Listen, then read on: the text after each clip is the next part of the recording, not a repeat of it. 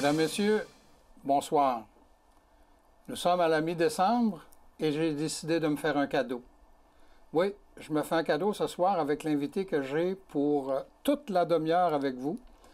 Et je vais vous la présenter d'une façon particulière. Estoy muy feliz y muy orgulloso de poder presentar a mi profesora de espagnol, la señora Margarita Rosa Espino. Et comme je viens de le dire, je suis très heureux et très fier de vous présenter mon professeur d'espagnol, la señora Margarita Rosa Espino. Bonsoir Margarita. Bonsoir Pierre, ça me fait plaisir d'être dans ton programme. Oui. Et bonjour à tous et à toutes à la maison. Oui. Alors, si tu permets, on va faire l'émission en français pour les auditeurs et non pas en espagnol, bien que mon espagnol, des fois, pourrait faire défaut. Mais j'ai mon professeur qui pourrait me corriger. Tu viens de quel pays, toi, Margarita? Je suis colombienne et ça fait plus de 25 ans que je reste par ici dans la région. Tu restes dans la région ici depuis 25 ans.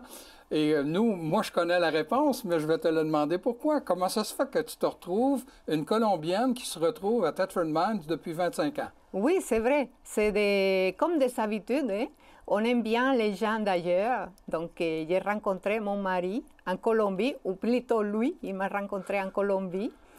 Et on s'est mariés, et qui prend mari, prend pays. Voilà, donc, c'est pour ça que tu demeures dans la région, à Black Lake, mais maintenant à Thetford. Oui, je reste à Black Lake depuis le début, depuis que je suis arrivée. C'est ma seule maison, mon seul endroit, mon seul quartier, et j'adore ça. Bon. Quand tu es arrivé dans la région, là, ne serait-ce que le premier hiver, comment tu as trouvé ça? Parce que j'imagine qu'en Colombie, là, on est en Amérique du Sud, de la neige, envoyez-vous de la neige? Non, on n'est pas capable de la voir, mais quand on arrive par ici, on a bien hâte de voir la neige. Oui? Oui. Comment tu as trouvé ça les premiers temps? La première fois que j'ai vu la neige, j'ai dit, hey, mon Luc, ça ressemble à une carte de Noël. Bon. C'est très, très beau. Comme expérience, là, tu étais dans une carte de Noël, non pas juste une photo. Exactement, bon. Oui. Je t'ai présenté comme étant mon professeur d'espagnol.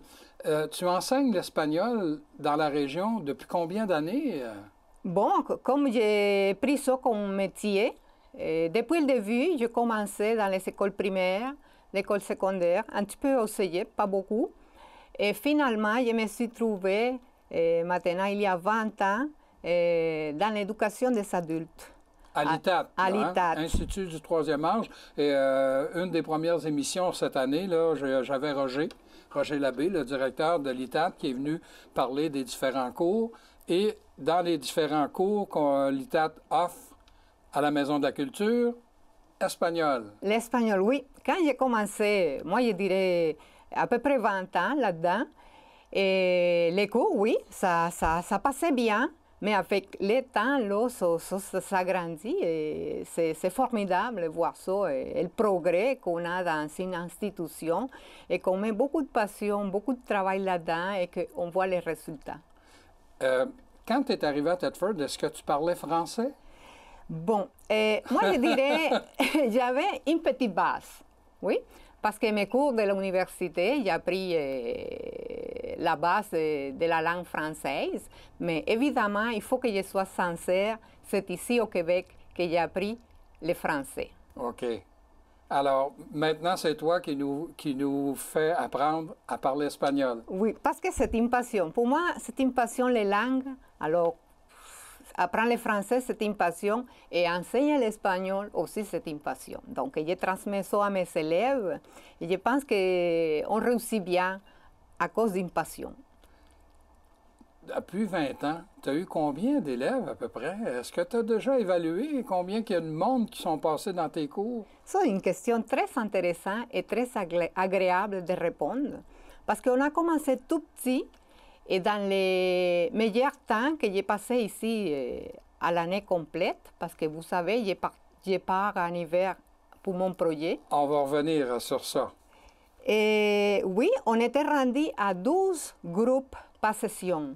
12 groupes, ça pourrait équivaler entre 120 et 130, 140 élèves.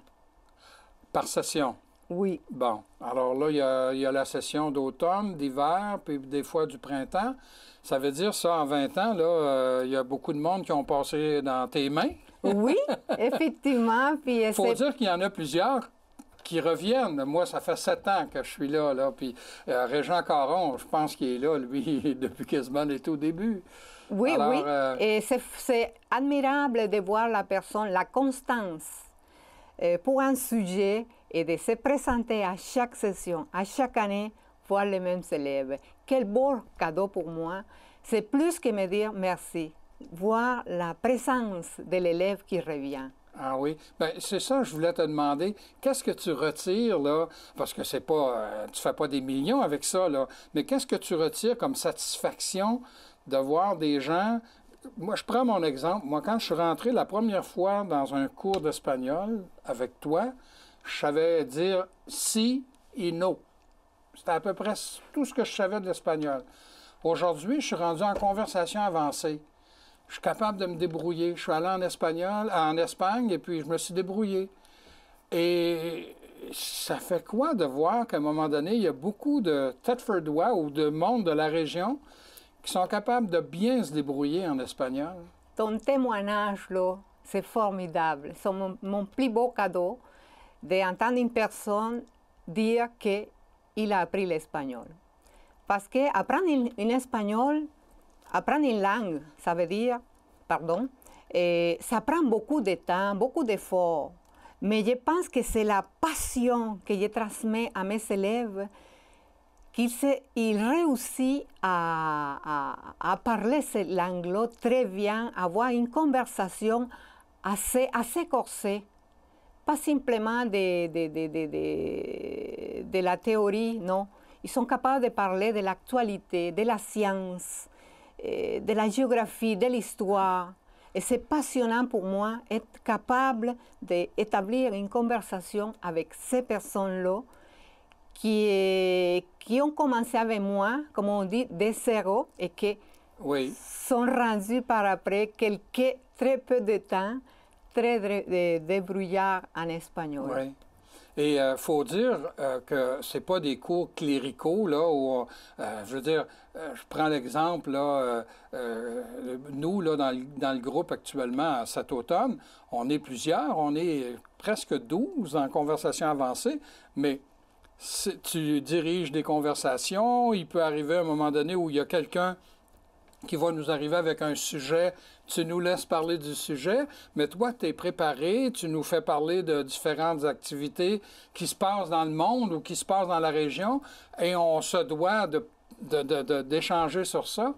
Mais c'est toujours dans la joie, dans la jovialité et dans le respect des autres. Tout le monde s'aide. Moi, depuis 7 ans, j'ai jamais vu personne rire de l'autre parce qu'il n'était pas capable de répondre. Tout le monde s'entraide. Et ça, je sais que c'est parce que toi, tu es en avant, puis tu as créé cet esprit-là. Je pense que oui. Le respect, c'est très important. Et je dis à mes élèves, on n'a pas une compétition ici. Non. On apprend selon nos moyens, on apprend selon nos capacités. Et je pense que c'est ça qui fait avoir des amis, devenir des amis, avoir du respect pour l'autre. Si l'autre parle un peu moins que moi, c'est pas grave. Donc, on s'amuse ensemble. Je pense aussi que dans la simplicité, c'est là qu'on a une belle réussite. À l'ITAT, on ne travaille pas avec des gros laboratoires. On n'a pas de devoir. On n'a pas de devoir à faire, on n'a pas de travaux. Je pense que c'est joie-là que c'est la clé du succès aussi. C'est envie que je m'en vais dans mon cours, je vais aller voir mes amis, puis je vais rire avec Margarita. C'est ça. Et moi, je me souviens, là, on a un type là, qui suit le cours avec nous, puis il rentre une journée au cours, puis il te demande la permission d'expliquer pour nous inviter à signer une pétition pour Amnesty International. Tu lui as dit oui, à la condition que tu nous expliques tout ça en espagnol. Bien, il s'était préparé, puis il l'a tout fait en espagnol. Alors, quelqu'un qui arrive avec des sujets, l'autre jour, justement, à Régent Caron, pour ne pas le nommer, il est arrivé avec une liste pour dire « Hey, l'espagnol, c'est la 3e langue plus importante au monde, la plus parlée au monde. » Après, bien sûr, l'anglais, les Chinois, là, ils sont des milliards. Puis l'espagnol est la troisième langue la plus parlée au monde. Et c'est surprenant aussi que c'est une langue vivante. C'est une langue qui fait beaucoup de progrès. C'est une langue qui est parlée par 600 millions de personnes dans le monde. Ah oui, oui, oui. Et ça fait du monde. Le sud des États-Unis, toute l'Amérique latine. Et je ne veux pas dire ça, mais on peut le dire qu'on envahit d'autres cultures, même avec notre musique. Oui. Et beaucoup de gens du Nord nous visitent en Amérique du Sud. Donc, qu'est-ce que ça fait? On apprend l'espagnol parce que ça va mieux avec l'espagnol pour parler avec ces gens en Amérique latine. Donc, vois-tu, ça s'est fait automatique. Oui. Comment on dirait, excuse-moi, Pierre. Oui, mais je veux dire, moi, je trouve ça très important d'être capable de parler à des gens quand on visite des pays. Et là, ben moi, si je suis capable de me débrouiller un temps soit peu en espagnol, ben je viens de m'ouvrir à des gens dans des régions, comme je suis allé en Espagne, et puis la madame à l'épicerie où je demeurais dans la région était toute contente de m'accueillir, puis j'avais demandé de me parler doucement, et elle me parlait doucement, puis je la comprenais très bien, on se comprenait. Alors ça c'est important. Oui, parce que je ne peux pas concevoir une vie ici, à moi, sans parler le français. Donc c'est la même chose. Quand on est rendu dans un pays de l'Amérique latine, parler l'espagnol, c'est formidable. On profite vraiment de la culture, de la langue, de la nourriture, des gens, on partage. Oui, c'est ça. Donc, je ne peux pas imaginer une vie pour moi ici sans le français. Bon. Sans le français ici. Mais là, tu me dis tout à l'heure, tu as ouvert la porte, que là, tu enseignes seulement l'espagnol à Thetford à l'automne, parce que l'hiver, au printemps, tu es où et pourquoi? Oui, j'ai un projet en Colombie qui s'appelle Projet l'école Le Petit Québec. Le Petit Québec. Oui, le Petit Québec, c'est pour enseigner le français aux gens de la Colombie. Pourquoi? Dans notre pays, c'est très difficile d'avoir les moyens de se payer un cours de langue étrangère. Donc, je dis, c'est une bonne manière de faire de l'aide humanitaire en enseignant le français. J'aimerais ça donner des outils aux gens pour se débrouiller dans la vie. Parce que je suis très, très fort,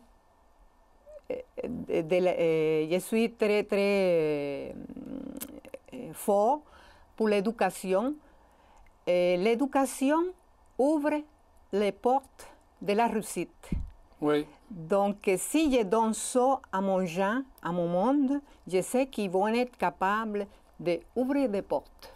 Et là, je pense que c'est très bientôt, là, à partir de 2019, là, en janvier-février, je pense que ça va être ta 5e année avec ton école. Hein? Ça va faire la 6e année. Ah, la 6e année. Oui, okay. Et mon contingent est déjà prêt à partir. Mes coopérants sont prêts à venir enseigner le français. Et tu les recrutes où, tes coopérants ou ceux qui vont aller enseigner le français? Et qu'est-ce qu'ils vont faire là, en Colombie?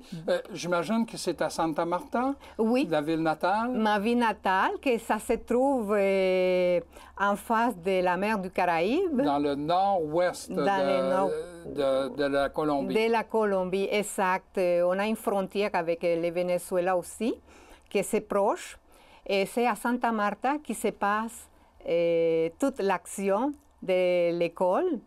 Et qui va enseigner là? Ce qui vont enseigner, c'est mes amis, mes élèves et d'autres personnes qui viennent à cause qu'un ami les a dit, viens voir Santa Marta, viens voir Margarita, c'est très intéressant, si tu veux apprendre aussi l'espagnol. Oui, parce que là, tu as 4 buts. Hein. Dans le fond, quand les coopérants arrivent chez toi, en Colombie, à Santa Marta, ils vivent dans une famille. Oui. Mais alors, c'est quoi les 4 éléments que tu... 4 éléments, 4 choses qu'on fait. Alors, on enseigne le français, on apprend l'espagnol ou on le pratique, on fait du tourisme et on crée de l'emploi. On enseigne le français pour aider les gens d'une manière plus facile pour les aider à se débrouiller dans la vie. c'est comme de l'aide humanitaire.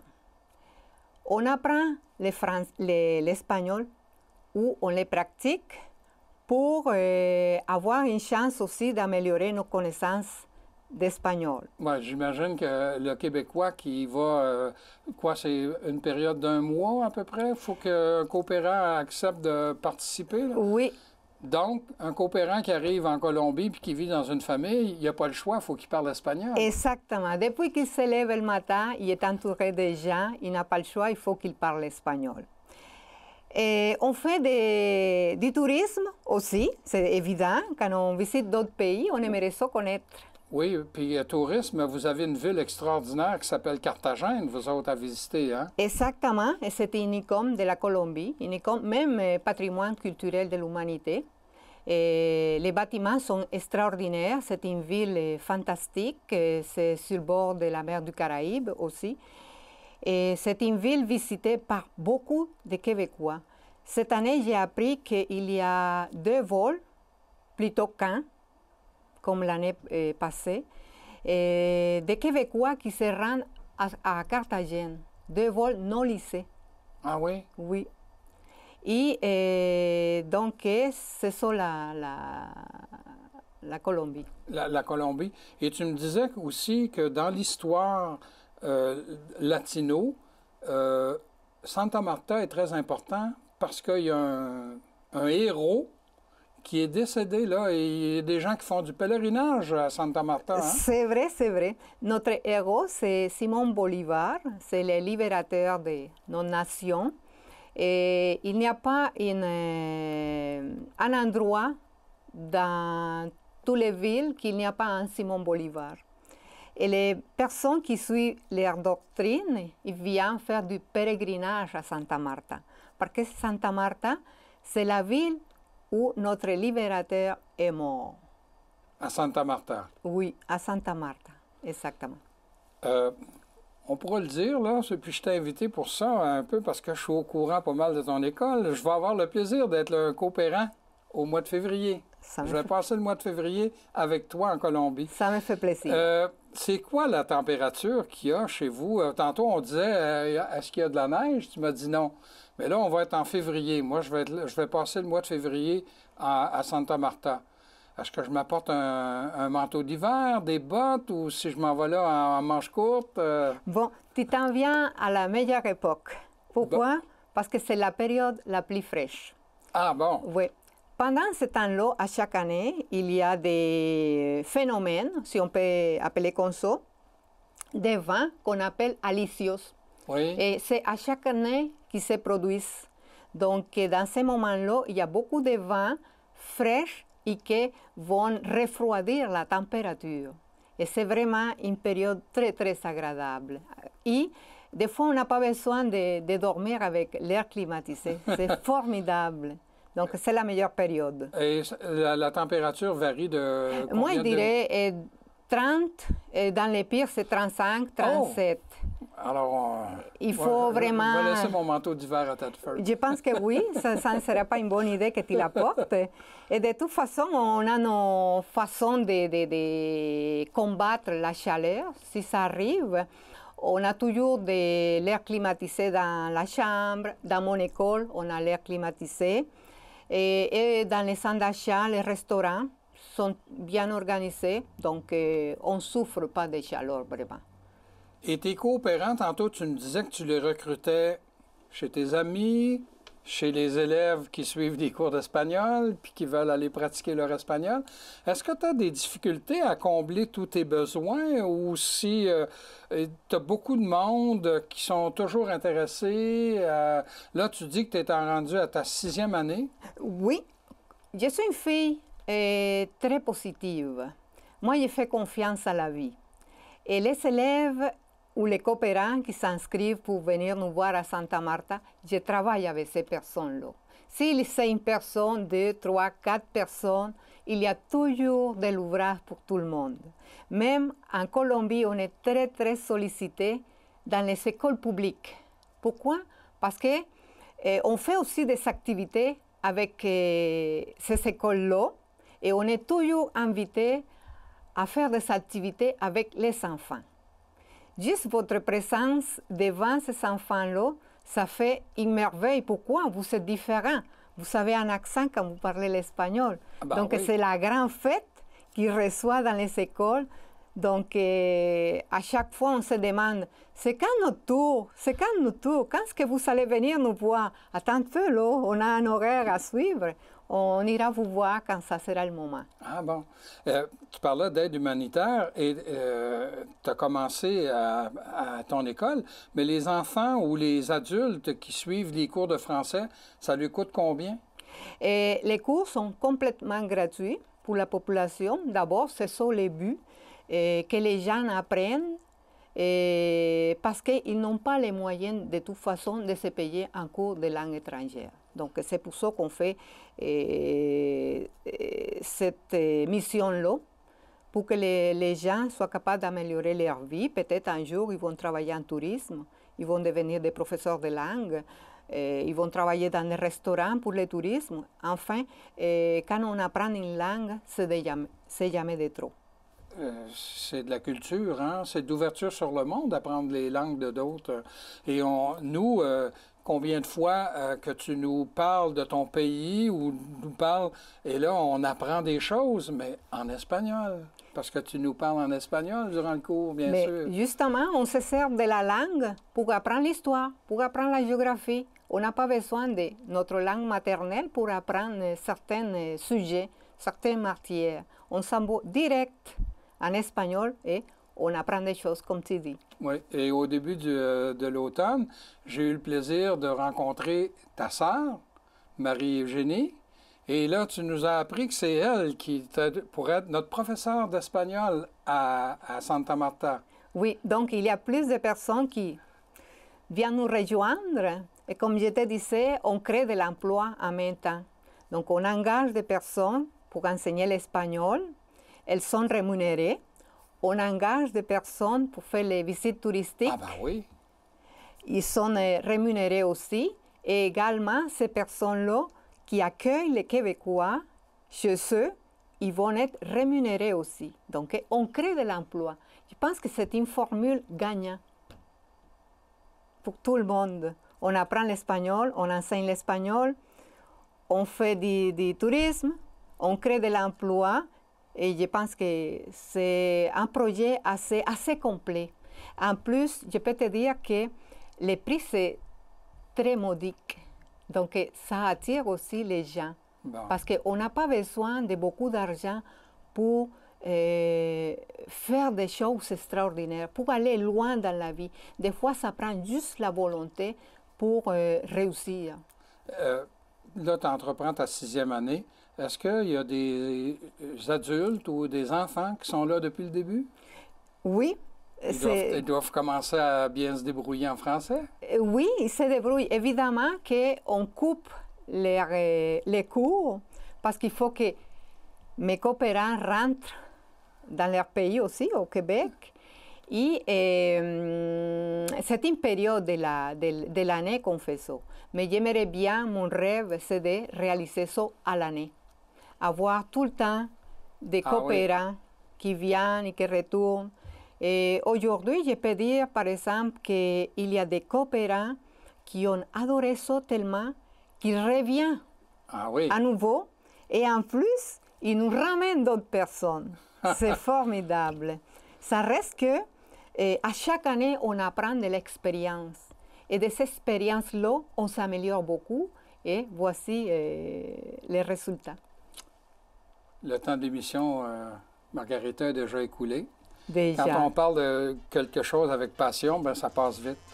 Je voudrais juste profiter de l'occasion pour vous souhaiter une belle période des fêtes.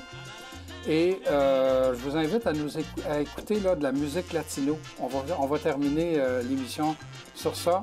Et je vous dis au mois de janvier.